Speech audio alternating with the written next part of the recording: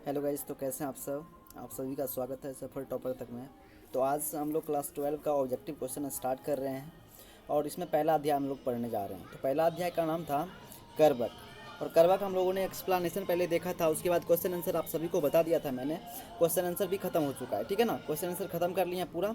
उसके बाद आज चलेंगे हम लोग ऑब्जेक्टिव प्रैक्टिस पे। ऑब्जेक्टिव प्रैक्टिस अगर आपका मजबूत हो जाता है तो फिर आपके एग्जाम में क्वेश्चन छूटने का कोई संभावना ही नहीं बचेगा, ठीक है ना। तो हम चलिए आज जाते हैं पहले क्वेश्चन पे। पहला क्वेश्चन इसमें आपका आता है कि मलिक मोहम्मद जायसी जी की किस प्रकार के कवि थे, ठीक है ना। तो ये हम बताए थे आपको, ये क्या है, प्रेम के पीर के कवि हैं। इसका आंसर दिया गया है, ठीक है ना। इसका आंसर बगल में दिया गया है, तो आपको कोई दिक्कत और भी नहीं होगा, ठीक है ना। इसका नोट्स भी बना सकते हैं, प्रैक्टिस पहले कर लीजिए। तो मलिक मोहम्मद जायसी किस प्रकार के कवि थे, प्रेम के पीर के कवि थे। उसके बाद अगला प्रश्न में हम लोग आते हैं। नेक्स्ट प्रश्न जो आपका हो जाएगा, दूसरा प्रश्न ये दिया है, करवक के कवि कौन है। करवक के कवि के बारे में तो आपको पता ही होगा। करवक के कवि कौन है। करवक के जो कवि हैं वो है मलिक मोहम्मद जायसी जी। कौन है, मलिक मोहम्मद जायसी जी, ये करवक के रचनाकार हैं। और मैंने बताया था कि इनका जन्म जो हुआ था 1469 में हुआ था। कब हुआ था जन्म इनका, 1469 में जन्म हुआ था। और इनका मृत्यु के बारे में पूछेगा तो 1548 में इनका क्या हुआ था, मृत्यु हुआ था। ये बात याद रखिएगा, बार बार पूछेगा आपके एग्जाम में, क्वेश्चन भी पूछेगा कि इनका जन्म कब हुआ था और मृत्यु कब हुआ था, ठीक है ना। अब चलिए अगले प्रश्न पे। तीसरा प्रश्न जो आपका आता है, तीसरा प्रश्न है आपका, मलिक मोहम्मद जायसी की कविता कौन सी है। तो इनका जो कविता है ये क्या है, करवक। इनका कविता का नाम क्या है भाई, करवक। और कवि करवक तो आपने पढ़ लिया पूरा एक्सप्लेनेशन, तो आपको पता होना चाहिए। अगले प्रश्न में चलते हैं। चौथा जो प्रश्न है, मलिक मोहम्मद जायसी का जन्म कब हुआ था। मैंने अभी तुरंत बताया था आपको, जो इनका जन्म हुआ था 1469 में हुआ था, ठीक है ना। लेकिन ऑप्शन कहीं तो दिख नहीं रहा है। 1469 में जन्म हुआ था इनका, तो 1469 में जन्म हुआ था।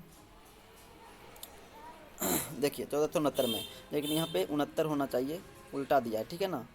1469 कर लीजिए, ऑप्शन नंबर डी कर लीजिए यहाँ पे। ऑप्शन नंबर डी 1469 यहाँ बना लीजिए, ठीक है ना। इसका आंसर हो जाएगा 1469 में। अगला प्रश्न देखिए, अगला नेक्स्ट जो प्रश्न आएगा, पाँचवा प्रश्न। अगला प्रश्न देखिएगा, देखिए अगला प्रश्न। अगला प्रश्न है, जायसी का जन्म किस प्रदेश में हुआ था। जायसी का जो जन्म हुआ था महू मध्य प्रदेश में हुआ था। कहाँ हुआ था, महू मध्य प्रदेश में। मध्य प्रदेश, महू मध्य प्रदेश, सॉरी उत्तर प्रदेश में हुआ था। इनका जन्म कहाँ हुआ था, उत्तर प्रदेश में हुआ था, ठीक है ना। इनका जन्म जो हुआ था कहाँ पे हुआ था, उत्तर प्रदेश में हुआ था इनका जन्म, यूपी उत्तर प्रदेश, ठीक है ना। अगले प्रश्न में चलिए। अगला जो प्रश्न हो जाएगा आपका, जायसी किस तरह के कवि थे। इनका जो किस तरह के कवि थे, ये जो कवि हो जाएंगे सूफी संत कवि थे। कैसे कवि थे ये, सूफी संत कवि थे। ये सूफी संत कवि थे, याद रखिएगा। अगला जो प्रश्न आएगा आपका कि जायसी का जन्म कहाँ हुआ था, तो ठीक है ना। इनके जन्म के बारे में बार बार पूछता है, इनका जन्म कहाँ हुआ था, ठीक है ना। कब्र अमेठी में हुआ था। कहाँ हुआ था, कब्र अमेठी में हुआ था इनका जन्म। और यूपी में हुआ था, याद रखिएगा। कहाँ पे, यूपी में, कब्र अमेठी में। अगला प्रश्न आपका आता है आठवां प्रश्न। आठवां जो प्रश्न है कि जायसी के पिता का नाम क्या था। जायसी के पिता का नाम क्या, मलिक मोहम्मद जायसी के पिता का नाम क्या था, ठीक है ना। तो इनके पिता के बारे में पूछते हैं। इनके पिता का नाम था शेख ममरेज। शेख ममरेज भी रहता है और यमरेज कहीं कभी कभी मिलेगा, ममरेज, मो रोएकर जो ममरेज। और कभी आपको मिलेगा, जैसे ऑप्शन में मिल गया यमरेज। तो जो भी मिल जाए आपको ऑप्शन मार दीजिएगा, ये दोनों में से कोई भी मिल सकता है, देखिए ना, ममरेख मिलेगा या ममरेज मिलेगा, तो दोनों में से कुछ भी याद रख सकते हैं, ठीक है ना। चलिए अगले प्रश्न पे। नौवां प्रश्न आपका हो जाएगा, जायसी क्या थे। जायसी जो थे क्या थे, इसके बारे में पूछता है। धनवान थे, पहलवान थे, फकीर थे। तो याद रखिएगा, फकीर थे, घर छोड़ के क्या भगवान की भक्ति में लीन हो गए थे, मैंने आपको बताया था, ठीक है ना। ये क्या थे, फकीर थे एक प्रकार के। अगला प्रश्न देखिए। अगला जो प्रश्न है, जायसी हिंदी साहित्य के किस काव्य धारा से जुड़े हुए थे। जायसी जो थे हिंदी काव्य धारा के किस धारा से जुड़े हुए थे, प्रेम मार्गी शाखा से। एक्सप्लेनेशन में आपको बताए थे कि प्रेम मार्ग से ये जुड़े थे। कृष्ण भक्ति में क्या रहते थे, लीन रहते थे। कृष्ण की भक्ति में लीन रहते थे, कृष्ण भक्ति में, ठीक है ना, याद रखिएगा, कृष्ण भक्ति में लीन रहते थे। अगला प्रश्न देखिए। अगले प्रश्न में जब आइएगा तो पूछेगा कि जायसी की काव्य की भाषा कौन सी है। मलिक मोहम्मद जायसी के काव्य की भाषा क्या हो जाएगी, खड़ी बोली होगी, ब्रजभाषा होगी, अवधी होगी और अरबी होगी। क्या होगा इसका आंसर जो हो जाएगा, इसका अवधी भाषा में ये लिखते थे। किस भाषा में, अवधी भाषा में लिखते थे। अगले प्रश्न आइए 12वां प्रश्न। जायसी का मुख्य काव्य रस क्या है। जायसी का मुख्य काव्य रस के बारे में पूछेगा, तो मुख्य काव्य जो इनका रस हो जाएगा क्या हो जाएगा, श्रृंगार रस। मुख्य काव्य रस क्या होता है, श्रृंगार रस होता है। नेक्स्ट प्रश्न में आइए 13 नंबर में। तो जायसी ने रत्नसेन और पद्मावती की कथा को किस प्रकार जोड़ा है। मैंने बताया था कि अपने कलेजे के खून से सींचा है। क्या लिखा था, पंक्ति जो इन्होंने लिखा था, कलेजे के खून से लिखा था। कलेजे के खून, कलेजे के खून से लिखा था, ठीक है ना।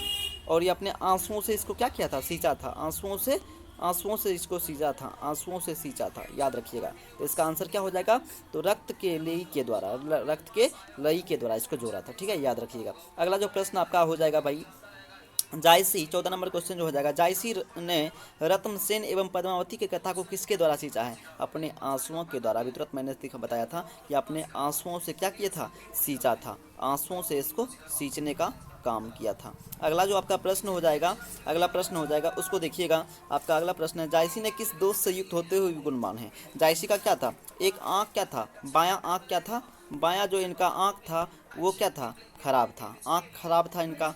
और उनका आँख के बाद कान भी खराब था, आँख के बाद बायां कान भी खराब था। और इनको पूरे शरीर में क्या हो गया था, चेचक हो गया था, चेचक। और चेचक के कारण क्या थे, ये रूपहीन थे और देखने में सुंदर नहीं थे। बट फिर भी ये कहते थे कि हम अपनी रचना से क्या करेंगे, कीर्ति से इस दुनिया में अपना नाम कमा के जाएंगे। इस जीवन में कुछ भी नहीं है, मर के चले जाएंगे, बस यहाँ कीर्ति ही रह जाएगी। तो इसका आंसर क्या हो जाएगा, जायसी ने किस दोष से युक्त होते हुए गुणवान है, तो ये हो जाएगा नेत्र दोष, ठीक है ना। इनका नेत्र खराब था, आँख क्या था इनका, आँख खराब था, नेत्र दोष था। अगले प्रश्न में चलिए, अगला प्रश्न में जैसे ही आइएगा 16 नंबर प्रश्न में, तो 16 नंबर प्रश्न आपका कहता है कि जायसी का काव्य किस प्रकार गंभीर और व्यापक है। तो ये बोलेंगे, इसका आंसर क्या हो जाएगा, समुद्र की भांति क्या है कि गंभीर और व्यापक है, क्या है, समुद्र की भांति गंभीर और व्यापक है। तो अगले प्रश्न में चलिए, अगला प्रश्न में 17 नंबर क्वेश्चन जो है, ये कहते हैं इनमें से प्रेम के पीर के कवि कौन है। तो ये हो जाएगा कौन, मलिक मोहम्मद जायसी जी प्रेम के पीर के कवि हैं। प्रेम के पीर कवि कौन है, प्रेम के पीर कवि, प्रेम के पीर कवि के नाम से कौन जाने जाते हैं, ये हो जाएगा आपका आंसर क्या मलिक मोहम्मद जायसी जी। इसका आंसर हो जाएगा ए। 17 का क्या हो जाएगा आंसर, 17 का आंसर हो जाएगा ए। 18 में जैसे ही आइएगा, करबक कहाँ से लिया गया है, करबक के बारे में पूछेगा, ये पद्मावत से लिया गया है। करबक कहाँ से लिया गया है, पद्मावत से लिया गया है। इसमें एक पद्मावती रानी रहती है, ठीक है ना, पद्मावती रानी होती है।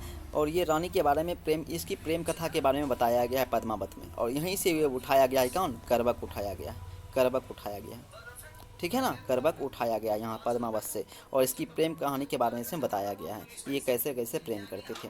अगले जब क्वेश्चन में आइएगा तो इसका आंसर क्या हो जाएगा भाई, इसका आंसर हो जाएगा आपका पद्मावत, ठीक है ना, ऑप्शन नंबर डी। और 19 में आइएगा कि करबक के रचनाकार कौन है, तो करबक के रचनाकार कौन हो जाएंगे, मलिक मोहम्मद जायसी जी हो जाएंगे, ऑप्शन नंबर सी। करबक के रचनाकार कौन है, मलिक मोहम्मद जायसी जी। अखरावट, आखिरी कलाम, ये सब, कहरनामा, ये सब किसकी रचना है, ये सब मलिक मोहम्मद जायसी की रचना है। अगले क्वेश्चन में आइएगा जब, तो अगला प्रश्न आपका क्या हो जाएगा, ऑप्शन नंबर सी 19 का। अगले प्रश्न में आइएगा 20 नंबर में, तो जायसी रचित पद्मावत की भाषा क्या है। पद्मावत जो लिखा गया है किस भाषा में लिखा गया है, ये कहना चाहते हैं, ये अवधी भाषा में लिखा गया है। ये आपका VVI क्वेश्चन है, कई बार आपके एग्जाम में पूछा गया है कि पद्मावत जो है किस भाषा में लिखा गया है, तो याद रखिएगा अवधी भाषा में। पद्मावत को किस भाषा में लिखा गया है, अवधी भाषा में, याद रखिएगा, ठीक है ना। 20 का क्या आंसर हो जाएगा, ए हो जाएगा। अगले क्वेश्चन में चलिए, 21 नंबर में आइएगा कि मलिक मोहम्मद जायसी किस परंपरा के कवि हैं। इसके बारे में बहुत बार प्रश्न पूछा गया है कि मलिक मोहम्मद जायसी किस परंपरा के कवि हैं, तो ये याद रखिएगा प्रेमाख्यान काव्य परंपरा के, किस प्रेमाख्यान काव्य परंपरा के ये क्या थे, कवि थे। बहुत ही अच्छा प्रश्न, मैं कई बार एग्जाम में पूछा गया है, इसमें भी VVI टिक करिए, ठीक है ना, ये आपके एग्जाम में कई बार पूछा गया है।